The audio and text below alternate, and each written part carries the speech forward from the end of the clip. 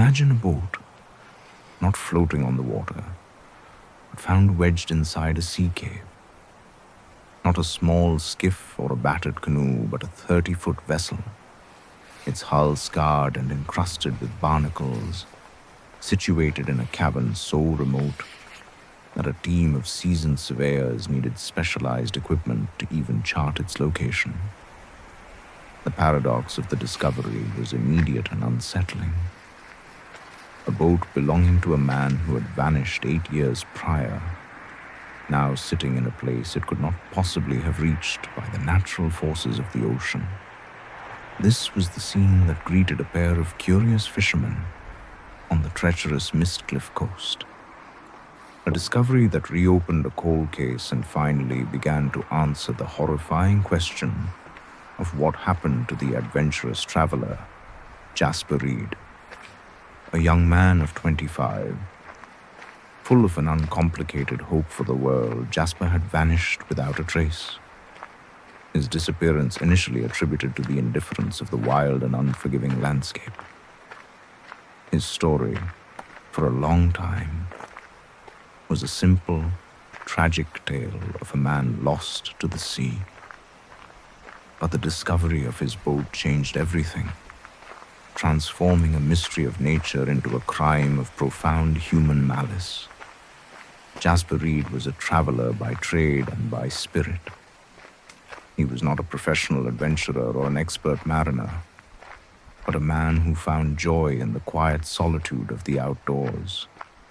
His passion was for the United States' lesser-known coastlines, and he had meticulously saved for years to purchase a sturdy boat that would allow him to explore them at his leisure. He had a simple plan: spend a month traversing the rugged Pacific coastline from Oregon down to Northern California, with a particular focus on the secluded and notoriously dangerous Mistcliff Coast. He had read about its hidden coves and dramatic rock formations in a travel blog and was captivated by the sheer, unbridled power of the natural world there. Jasper had shared his itinerary with his parents, a detailed list of his planned stops and check-in times, a small assurance to a family that worried about his solo excursions. He was meticulous, prepared, and in his own unassuming way ready for anything. Or so he thought. His final communication came in the form of a brief, cheerful phone call to his mother. He told her the weather was perfect, the fog had lifted, and he was excited to explore a specific series of sea caves he had seen on a map. A collection of fissures and grottos rumored to be accessible only during the lowest tides of the month. He had planned to make camp on a small protected beach and check in again the following morning. His family was not concerned. Jasper was reliable.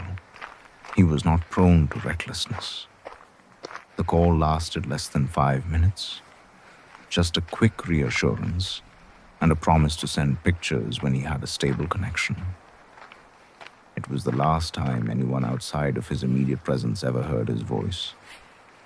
That quiet conversation, filled with banal promises and simple excitement, would become a chilling final testament.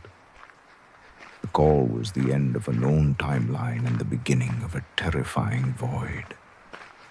When the next check-in time passed and then the one after it, a quiet panic began to set in for Jasper's family. A son who was always on time, always communicative, was suddenly silent. They tried calling his phone, but it went straight to a dead signal.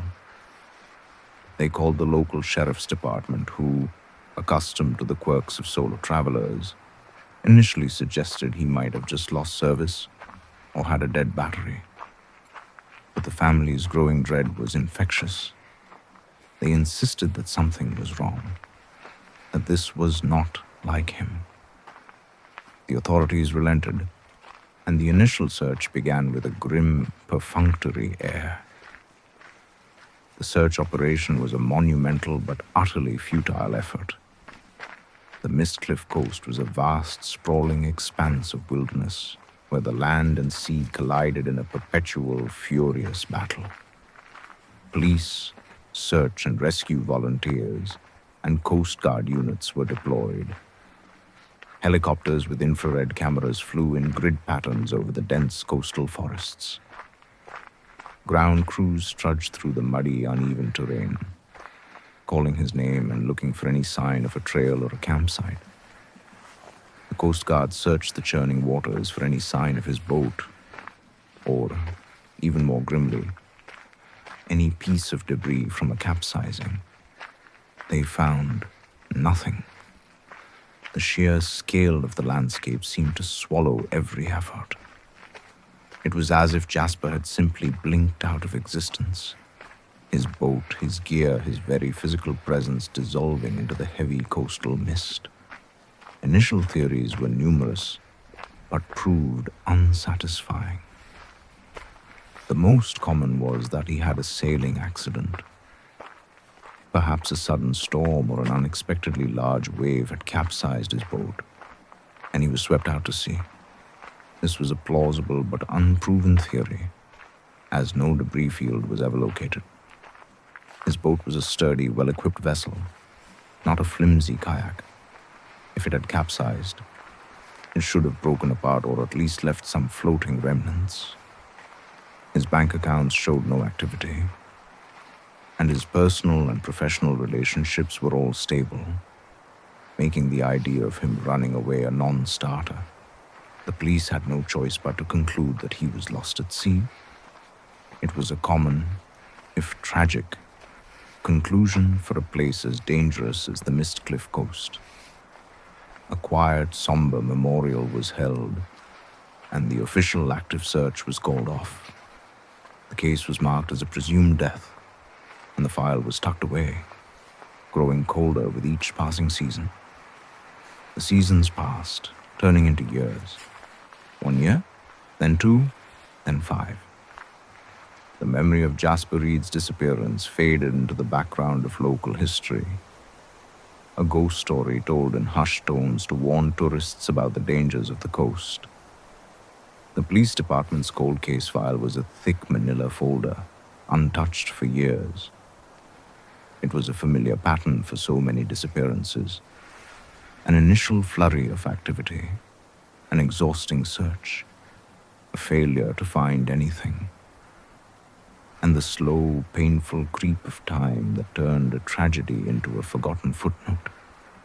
His parents still paid an investigator to occasionally look into new leads, but they were dwindling, and their hope, once a fierce, burning flame, had been reduced to a fragile, flickering ember. They had come to accept the terrible, unknowable conclusion that their son was gone forever, swallowed by the vast, indifferent ocean. 8 years after he vanished, a pair of local fishermen, the 2 men who would make the first breakthrough, were exploring a remote section of the coast. A new geological survey had uncovered a previously unmapped access point to a large sea cave, a narrow rock fissure that was only exposed during the season's lowest tides. They were not looking for anything in particular, just enjoying the unusual access to a local landmark. They clambered through the narrow opening, their flashlights casting long, dancing shadows on the wet stone walls. They expected to see nothing but rock and tide pools. Instead, they found a boat.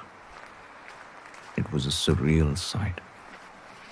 A large 30-foot vessel sitting in a cavern that, by all accounts, was inaccessible to a boat of its size from the sea. The boat, its hull scraped and worn, was wedged so tightly between 2 rock formations that it looked as if it had been forced into place. It was positioned a full 15 feet above the highest tide line. The fishermen immediately called the police, and the discovery of the boat reignited the cold case with a new, terrifying intensity. The police officially identified the boat as Jasper Reed's from its registration number.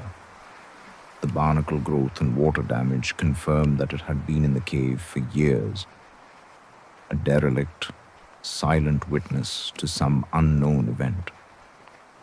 The old police file was pulled from storage, the dust blown off its cover. A new team of detectives was assigned to the case. The immediate question was how the boat got there.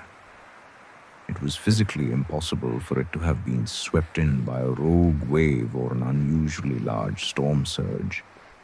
The cave entrance was simply too narrow, and the position of the boat was too high. The new lead was a dead end in some ways, but it completely changed the nature of the mystery. It was no longer a question of an accident. The boat had been placed there deliberately. But why? The detectives meticulously searched the cave again, this time with a new, grim purpose. They found nothing more than what the fishermen had first seen. The boat was a lonely, maddening clue, a symbol of a man-made action, but with no explanation. It was a crime scene without a body. Then, a year later, a separate group made a different discovery.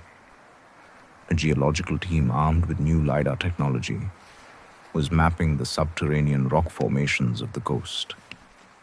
Their sensors picked up a faint, anomalous reading in the dense rock behind the sea cave where the boat was found.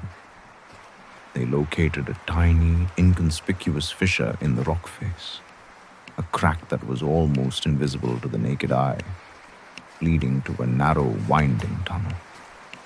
They crawled through the opening, their headlamps illuminating the dark, claustrophobic passage. It was here, in the cold, damp silence, 100 feet from the sea cave itself, that they found what remained of Jasper Reed. The remains were skeletal, lying in a grim and unnervingly composed manner. A forensic anthropologist was immediately called to the scene. The body was identified through dental records and a small, distinctively engraved watch found nearby. It was without a doubt Jasper Reed. The grim work of the anthropologist revealed the cause of death. It was not a fall or a drowning. There were small, distinct fractures to the hyoid bone in the throat, a classic sign of manual strangulation. Jasper Reed had been murdered. The position of his body was also strange. It was not as if he had crawled in there to die, but as if he had been carefully and deliberately placed, a grotesque piece of a tableau. The discovery turned the cold case into a chilling, active homicide investigation. The detectives now had a victim, a cause of death, and a crime scene. What they still lacked was a killer. The investigation pivoted. This was no longer a search for a missing person, but a hunt for a murderer. The detectives went back to the boat in the sea cave.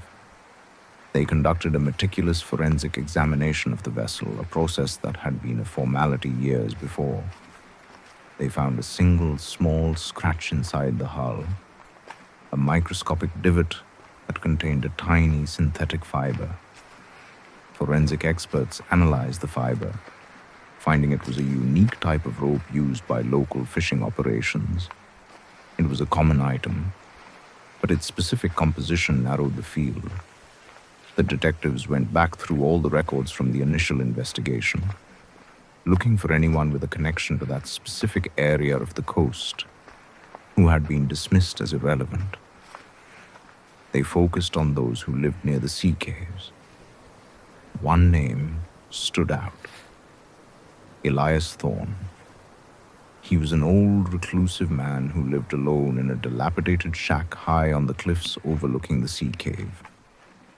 When he was interviewed during the initial search, he told the police he had not seen anything, and his gruff, antisocial manner had led them to believe he was nothing more than an eccentric hermit. He was known in the local community as a hoarder and a paranoid loner who harbored a fierce, almost insane sense of territoriality over the land he inhabited, even though he did not own it. Records showed he was a former fisherman and had a large collection of specialized maritime equipment. His name had been written off years ago. Now, with the new evidence. It was the only name that made sense. The detectives obtained a search warrant for Elias Thorne's shack. The property was a chaotic mess, a testament to a mind that saw no difference between treasure and garbage. Piles of scrap metal, old fishing nets, and broken boat parts littered the yard. Inside, the air was thick with the smell of mold and rot.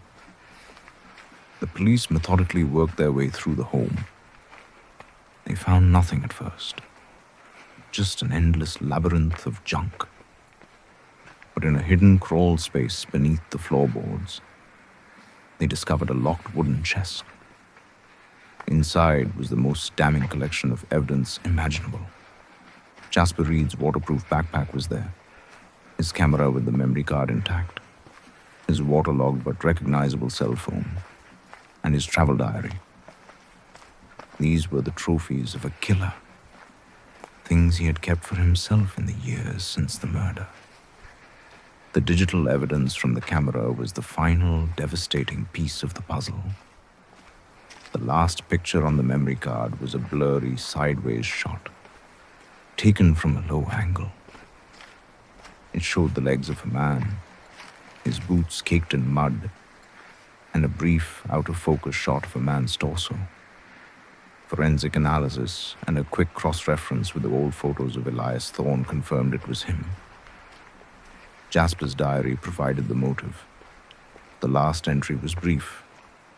It mentioned a man who had approached him on the beach, an old, paranoid guy who told him in no uncertain terms to leave and that he would be sorry if he did not. Jasper had brushed it off as a harmless encounter with a local eccentric. It was not.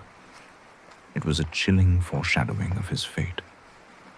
Confronted with the evidence, the backpack, the diary, the photograph, Elias Thorne broke down and confessed. His confession was delivered with a cold, terrifying detachment. He did not show an ounce of remorse. He said that Jasper was an intruder who was violating his space. He explained that he believed the caves were his private domain, a sacred place no one else had the right to enter. He had watched Jasper from the cliffs, saw him paddling toward his private caves, and decided the young man had to be stopped. He told the detectives he waited for Jasper on the small, isolated beach, and when Jasper came ashore, Thorne attacked him. He said he strangled him quickly, without a struggle. Then, in a final insane act of possessive cruelty, he decided to hide Jasper's body where no one would ever look.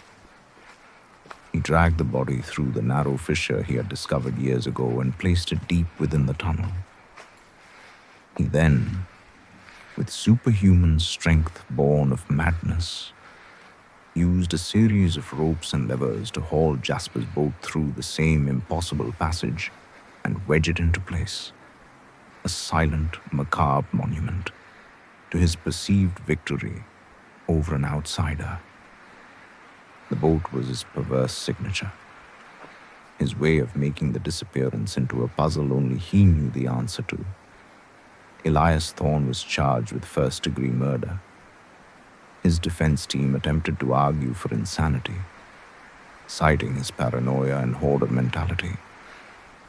But the methodical nature of the crime, the deliberate placement of the body, the careful, almost artistic wedging of the boat, and the collection of the victim's personal belongings convinced the jury of his malicious intent.